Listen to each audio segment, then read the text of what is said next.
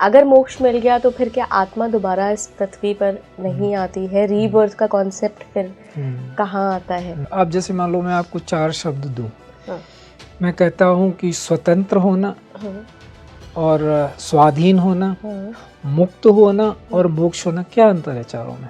योग वशिष्ठ में चर्चा आती है कि जब राम को उनके गुरुजी ने बोध कराया कि वो कौन है, तो उन्होंने कहा क्या अवस्था है? तो उन्होंने कहा अब अवस्था ये है कि ना तो कुछ भी ऐसा है जो मुझे नहीं करना चाहिए और ना ही कुछ ऐसा है जो मुझे करना चाहिए। कहते हैं कि प्रेम है क्या? तो हमने उसको एक दोहे में लिखा कि केवट कुंती द्रौपदी इन जाना कछु मर्म, धर्म प्रेम का कर्म है, कर्म प्रेम का धर्म।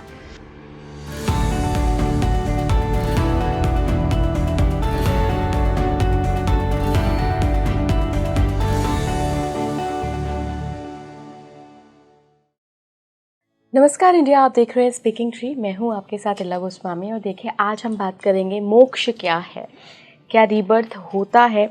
अगर मोक्ष है तो रीबर्थ का कॉन्सेप्ट कहाँ से आया, पास्ट लाइफ का कॉन्सेप्ट कहाँ से आया है? साथ ही बात होगी दैवीय और असुरी शक्तियों पर, क्या है ये शक्तियाँ, और अभी जब ये कलयुग चल रहा है या जो ये 21वीं सेंचुरी है, इसमें इन शब्दों के क्या मायने हैं, कैसे इन्हें हम देखते हैं।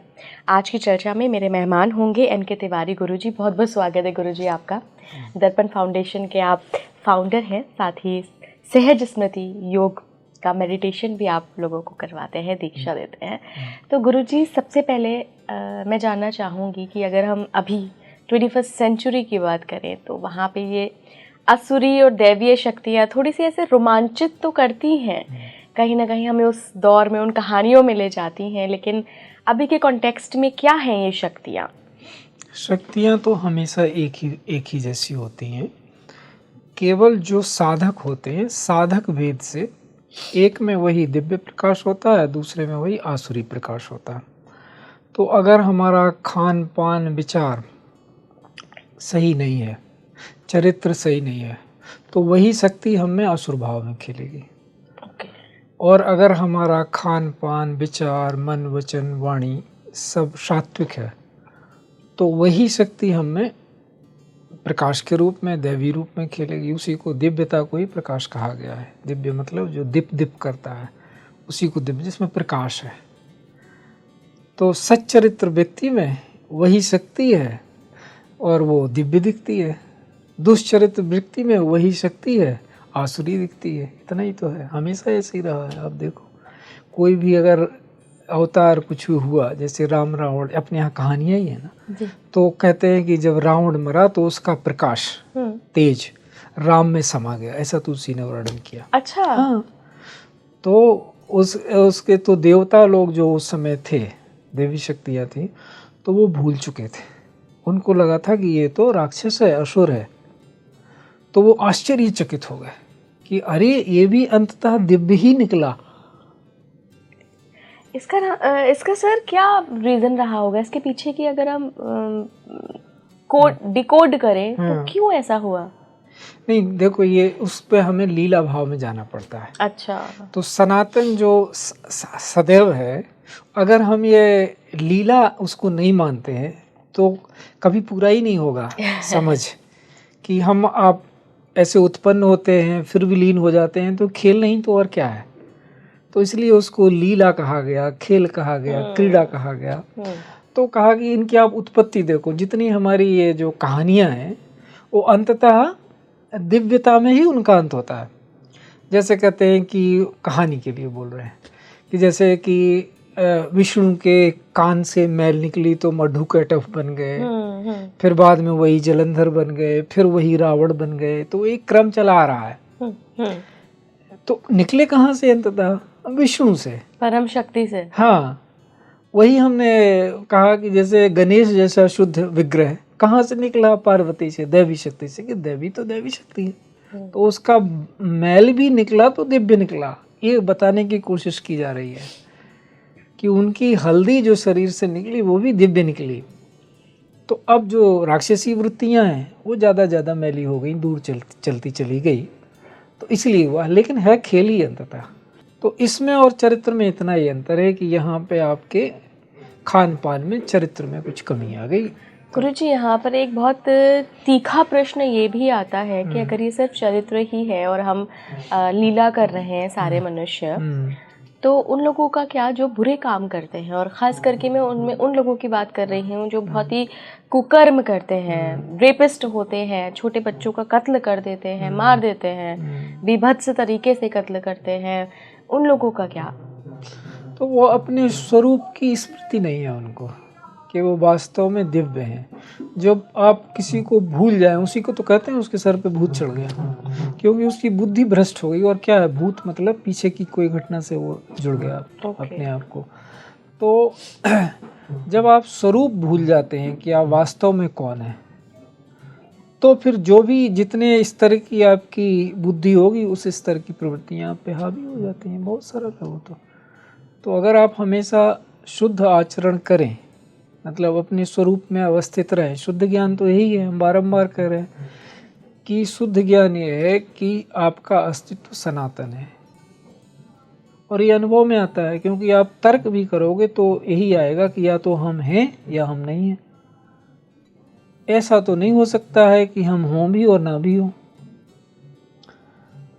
तो वो ऐसे ही सिद्ध होता है कि अगर आप उस अनुभूति तक पहुंच गए परम, तो फिर आप कहोगे कि ये शरीर है तो नहीं पर दिख रहा है, तो हम हैं भी और नहीं भी हैं, वो भी हो जाता है। लेकिन तत्वतः ये दो चीजें एक साथ नहीं हो सकती। अच्छा, देखने में तो हो सकती हैं, हाँ जी, लेकिन तत्वतः नहीं हो सकती हैं। आप कैसे कह सकती हैं कि या तो आप ये कहोगे हम हैं या तो ये कहोगे हम नहीं हैं। हाँ, एक आम इंसान तो यही कहेगा हम हैं। हाँ, तो हैं तो फिर सनातन होना चाहिए, तो वो सत्य की परिभाषा पे खरा नहीं उतरता। वो द्वैत नहीं देख पाते लोग। जब हम कह रहे हैं शब्द इस्तेमाल कर रहे हैं तो हम उसका कॉन्टेक्स्ट भूल जाते हैं, संदर्भ। तो वो स्मृति नहीं रह रही है लोगों के पास। हम हैं बोल रहे हैं तो हम उसकी परिभाषा तो भी कर रहे हैं कि हैं की परिभाषा है सदा होना। तो वो तो आप जिसको हैं बोल रहे हैं वो सदा है नहीं, आप शरीर को ही बोल रहे हो ना, तो परिभाषा पे खरा नहीं उतर रहा है। ओके, बहुत डीप बात है गुरुजी ये। हाँ, तो लेकिन सच तो है, तो गहरा है वो। तो अगर आप उस स्वरूप की स्थिति में हो कि हाँ हम सदा हैं, तो आप कैसे गलत करोगे कुछ? क्योंकि जो सदा है उसके ऊपर किसी चीज़ का असर नहीं पड़ता। अगर आप हमेशा उस अवस्था में हो तो मृत्यु और जन्म आपके लिए घटनाएं हैं ना। अच्छा गुरुजी, जब असुरी और दैवीय शक्तियों की बात आती है तो चूंकि आप खुद एक साधना देते हैं, भले ही वो सात्विक साधना है, लेकिन हम कई अभी इस समय में बहुत तामसिक साधनाएं भी फेमस हो रही हैं। क्या वो असुरी साधनाएं हैं? बिल्कुल है। जो भी इस तरह की साधनाएं हैं तामसिक वृत्ति को उत्पन्न करने वाली, वो असुरी साधनाएं हैं, स्पष्ट है वो तो। क्या उनसे हमारा बिहेवियर भी बदलता है? बिल्कुल बदलता है। हमें गहरे संस्कार पड़ जाते हैं खराब चीज़ों के। क्योंकि जब आप कह रहे हो कि सब स्वरूप में परमात्मा ही है, तो आप उसी की साधना क्यों नहीं करवाते सबको? क्यों आप नीचे की साधना ही करवाते हो उनसे? किस लिए? तो ये तो बिल्कुल विवेक से भी स्पष्ट है, बुद्धि से भी स्पष्ट है कि आप अगर किसी को साधना में लगा रहे हो तो उसको परमात्मा की साधना में लगाओ, ईश्वर की साधना में लगाओ। भिन्न भिन्न नाम मत बोल रहे हैं। आत्मा परम अवस्था को पहुँचे, वही परमात्मा है। तो वो उस अवस्था में पहुँचे। जैसे एक बड़ा सुंदर शब्द आता है उसके लिए, परंपरा, गुरु परंपरा। तो परम है वो आपकी अवस्था, वो परा है उसकी भाषा। जैसे हमने बोला ना 4 भाषाएं होती हैं, जहाँ उसको कुछ भाषा की ज़रूरत नहीं हो, तो सदा समाधि में है। खाते पीते सोते जागते वो हमेशा समाधि में है, उस अवस्था में है, वो परमात्मा है।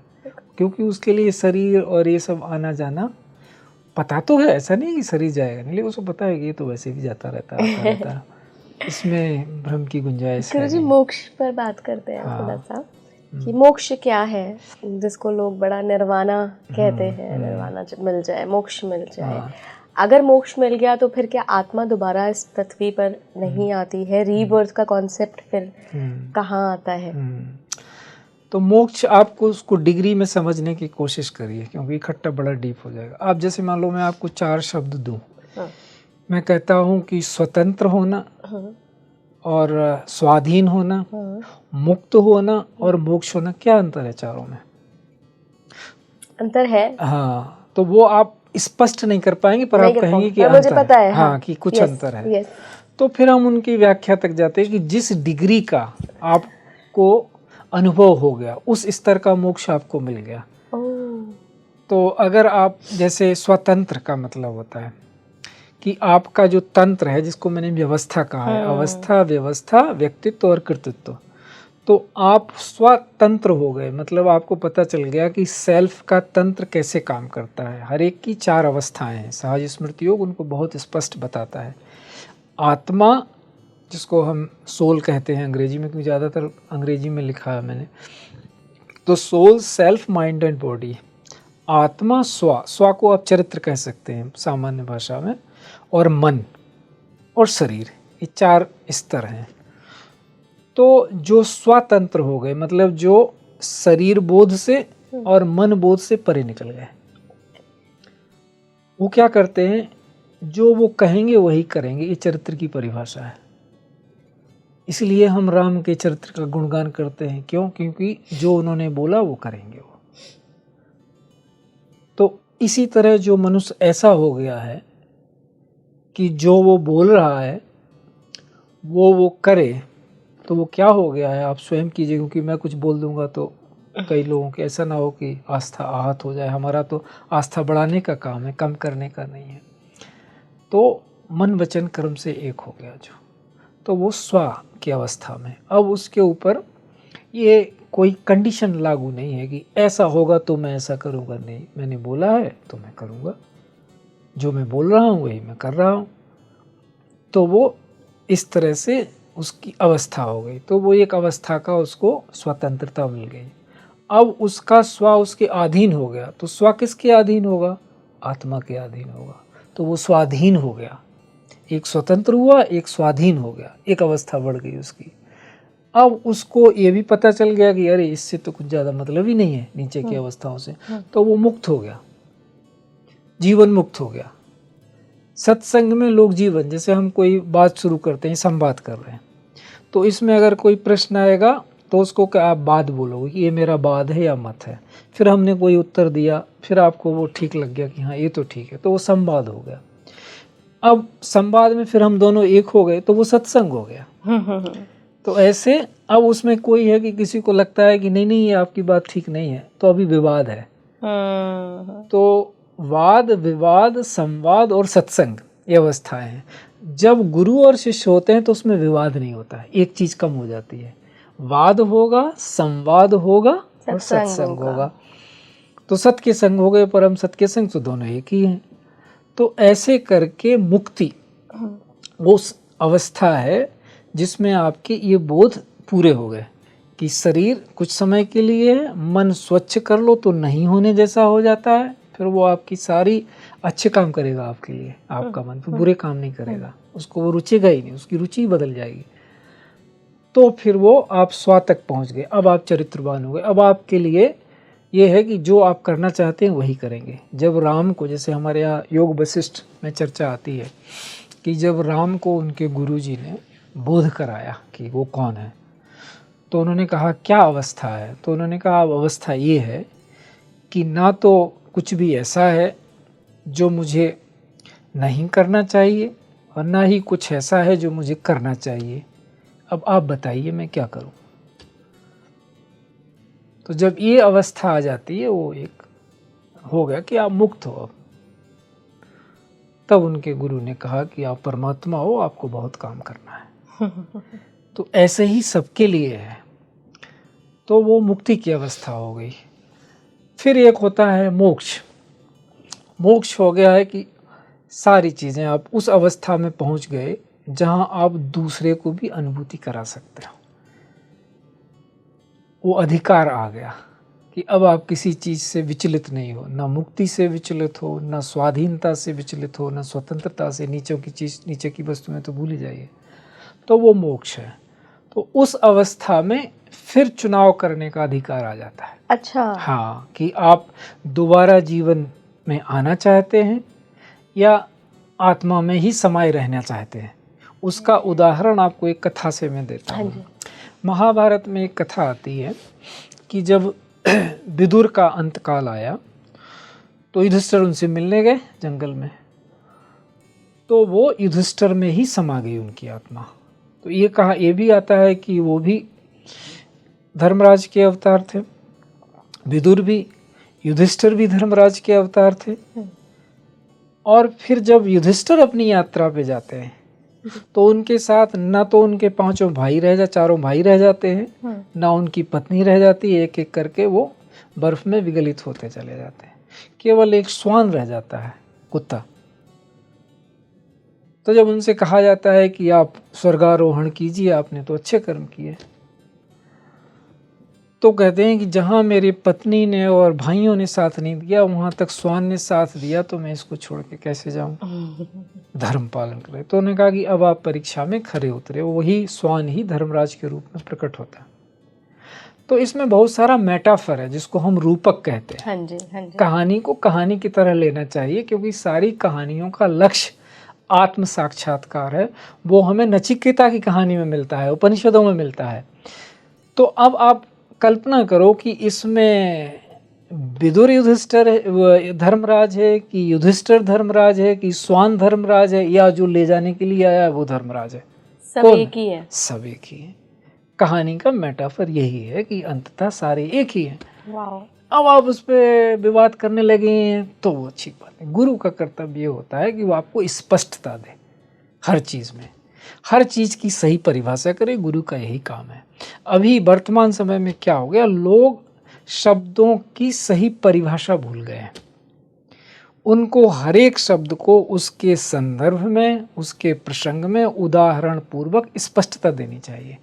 तो गुरुजी, अगर हम ये कहें कि किसी ने अपने आप को उस लेवल का साधक बनाकर वहां तक पहुंचा लिया कि वो मोक्ष की स्थिति को प्राप्त कर ले, तो उसके पास एक चॉइस आ जाती है कि अब रीबर्थ लेना है या नहीं लेना है, दूसरा शरीर चाहिए या नहीं चाहिए। तो रीबर्थ का कॉन्सेप्ट ये है। बिल्कुल यही है। रीबर्थ का कॉन्सेप्ट ये है कि आपने दोबारा खेलने के लिए बना लिया कि हाँ, हम जाके फिर एक पारी खेलेंगे।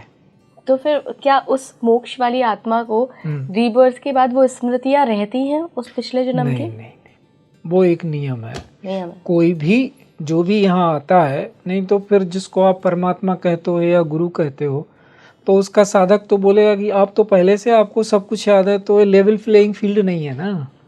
अच्छा। आप तो जानबूझ के आए और हमें कह रहे हो आप उस अवस्था तक पहुंचो, तो ये तो आप सही नहीं कर रहे हो ना। न्याय जीरो से शुरू करेगा। जीरो से शुरू करेगा, बिल्कुल। जैसे हम आते हैं वैसे ही गुरु आते हैं हमारे, बिल्कुल एक ही अवस्था में।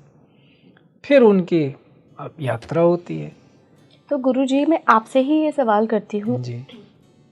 आपने कई साधनाएं की हैं, आप खुद गुरु हैं, आप बहुत लोगों को दीक्षा देते हैं, तो ये आपकी आत्मा क्या पूर्व जन्म का कर्म नहीं हो सकता क्या, कि आप पिछले जन्म में भी क्या पता वो साधक ही रहे हों और वो पूर्व जन्म के कर्म, जो वो प्रारब्ध इस जन्म में भी जुड़कर आया हो, तभी आप उस लेवल तक पहुंच पाए हैं? या ये बिल्कुल नई जर्नी है, नई शुरुआत है इस सोल की?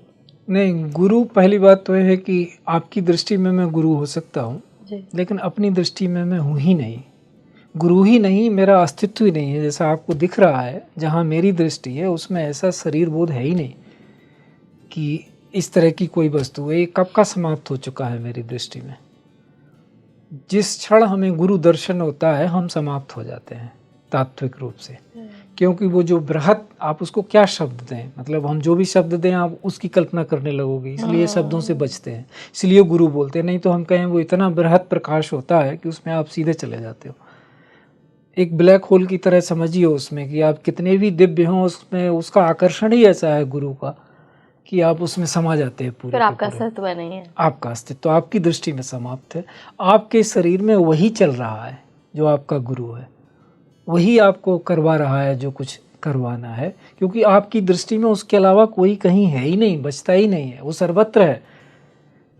तो सर्वत्र जो एक है उसमें दूसरा है ही नहीं, तो कैसा कहाँ से हो जाएगा? तो ना आप है ना कोई है, आपकी दृष्टि में केवल एक है, वो होता है गुरु का होना।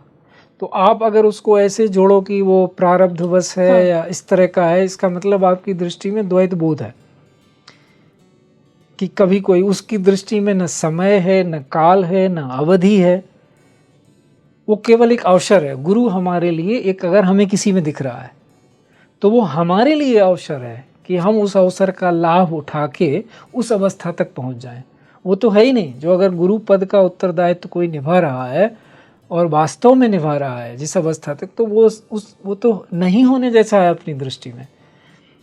तो जो है ही नहीं उसका क्या जन्म और क्या मृत्यु और क्या प्रारब्ध, ये अवस्थाएं हैं और वो क्रमिक होता है। जैसे कि समझाने के लिए बोला जाता है कि एक अवस्था होती है जहां आप कर्म करते हैं उसका फल मिलता है, तो जिसको हम कहते ही हैं तरह तरह के संस्कृत शब्दों में, वो मैं यहाँ ला नहीं चाहता क्योंकि लोगों के लिए थोड़ा दुरूह हो जाएगा कि कर्म का फल अवश्य मिलता है, एक आपने सुना होगा।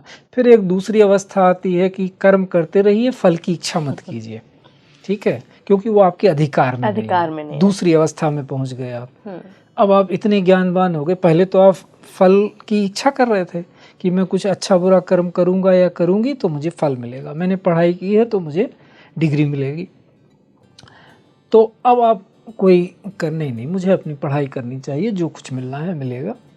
अब आप उस अवस्था तक पहुंच गए। फिर एक और अवस्था है जहां कर्म में और कर्म फल में कोई संबंध ही नहीं है, स्वभाव से ही चीजें चल रही हैं, वो ईश्वर का स्वभाव है।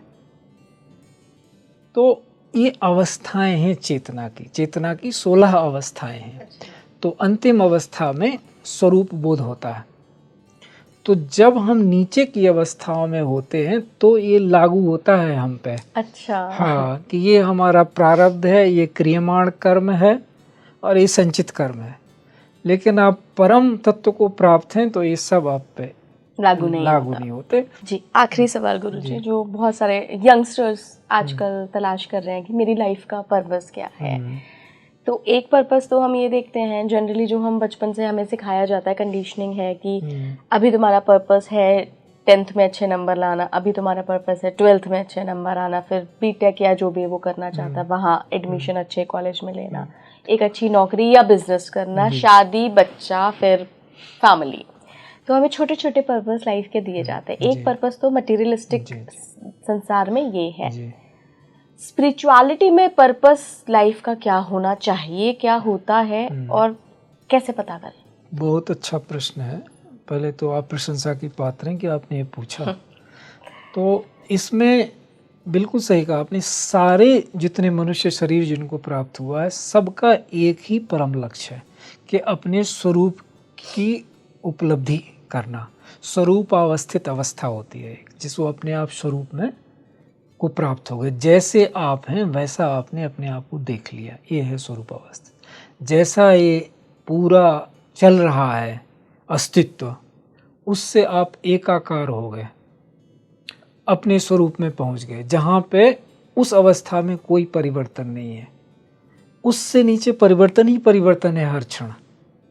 तो हम क्षण और सनातन को अलग अलग नहीं कहते। ऐसे समझिए आप, एक सिक्का है, उसके दो पहलू हैं।